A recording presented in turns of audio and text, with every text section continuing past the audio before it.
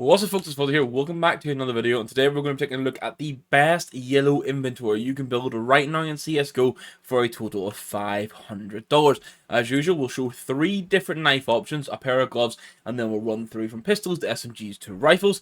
If you do enjoy the video, please hit that like button, leave a comment down below and let me know which skin was your favourite from the collection, hit the subscribe button if you're around here, and let's dive right into it. Now I'm going to show the gloves first, and all the prices will appear on the top right of the video, so that side if I point in the right direction, and the gloves we're going to be the Broken Fang gloves. They're the Yellow Bandit. They are in field tested, and they're about $84 at the minute. I've actually become really fond of these skins. I know some people maybe don't like that yellow, how the actual effect of how the yellow was splattered on the gloves, but I think such a nice value option for a yellow inventory. And then, like I say, we've got 3 knives for you. People are going to have to go over the fear of Shadow Daggers. They're fixed in CS2. Don't worry, guys. So our first knives are going to be the field tested Shadow Daggers lore. Yes, this is yellow and or gold inventory. Gold kind of has to fit into yellow when it comes to CSGO skins. And with that, we get a really nice pair of knives. Honestly, like $150 for these. The lures look super good in game in CSGO and CS2.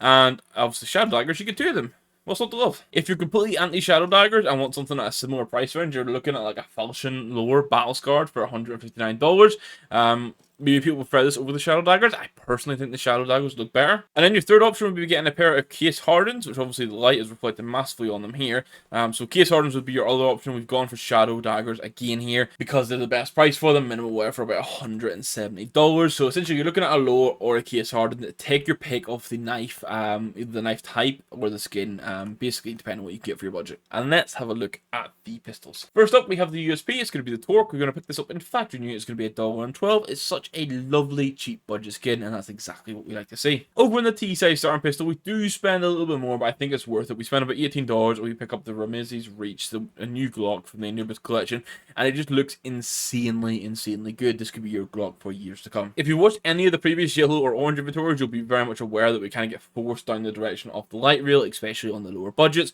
so we've got a factory new one here. For the P250, it's going to be a wing shot, which is a blue, white, and yellow skin, but obviously you get a lot of the yellow coming through and a bit of yellow on the tip of on the barrel of the P250 as well, so definitely enough coming through to match this inventory. The 5.7 continues to be the iconic monkey business. This gets its way into basically every single yellow and some blue inventories that we do, because it's just such a classic and it looks so clean. For the Joe Browers, we're going to go for some of my favorites. We're actually going to go for the Royal Consort. You're kind of forced into the Marina, which is more orange than yellow, if I'm being honest. So I've opted for these as they're gold. I have a little bit of green through them, but mostly they're gold, and the gold plays into the sort of yellow thing we have, especially if you had a lower knife with it.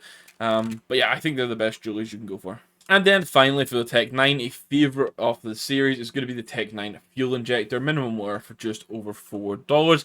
Honestly, the AK looks insane, so does this Tech 9. Real big fan of it, lots of nice detail, and it looks slick in game. Now we have the SMGs, and the first one's going to be the Mac 10. We're going to go for a field tested Stalker. Stalker is pretty much a brightness skin, so you're not going to see too much wear on it at all, which is really nice. You're not going to get a yellow MP9 though, which means you're going to go back to what we always say: if you can't get the color for it, you want to be a neutral palette, which means like white, black, grey.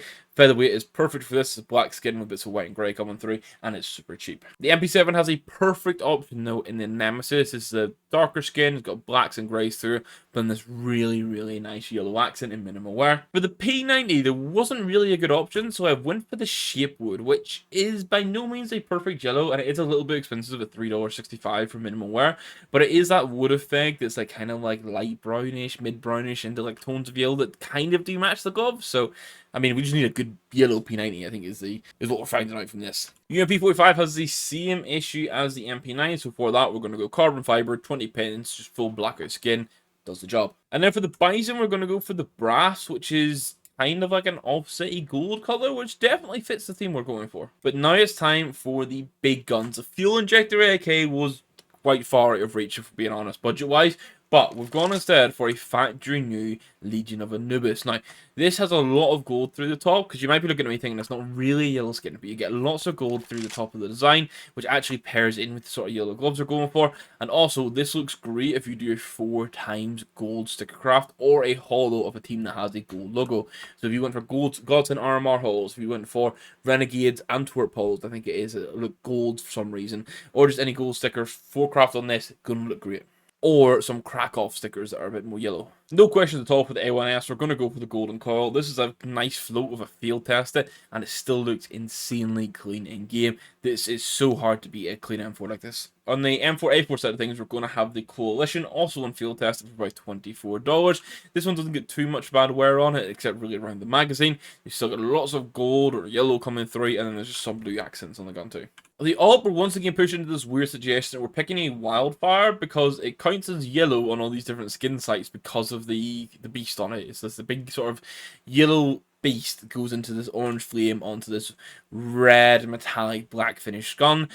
I think it definitely fits in and works, but I would like to see some different yellow or gold AWPs basically be released, even if it means they're expensive. For the Scout, we have the Big Iron, which is this mix of, like, I'm going to say, like a yellowy gold, bits of orange, which fits in really nicely. It is almost $10 for minimal wear, but if you're someone that buys a Scout quite often on, like, eco rounds or low buy rounds, this is worth it. The Famous, we just had to go with the commemoration. This is an insanely nice skin. You can pick up in the field test like we have here, and it still looks so good in game.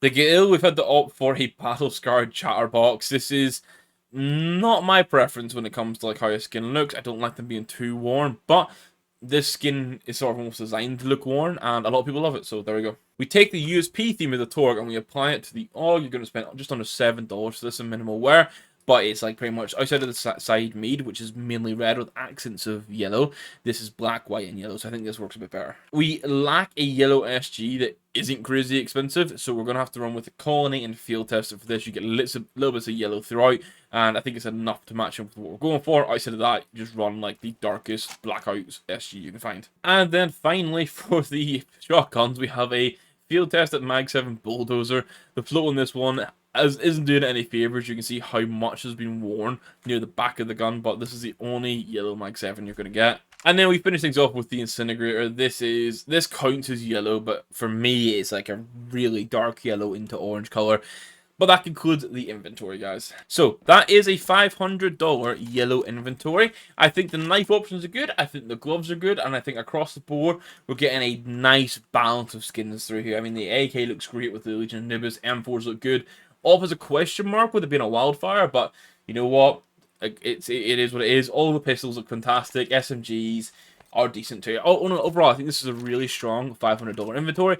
As I said at the start, please let me know in the comments down below which skin was your favorite from the collection. Hit the like button if you enjoyed it, hit the subscribe button on your end here, and we'll catch you in the next one. Thank you very much for watching, and goodbye.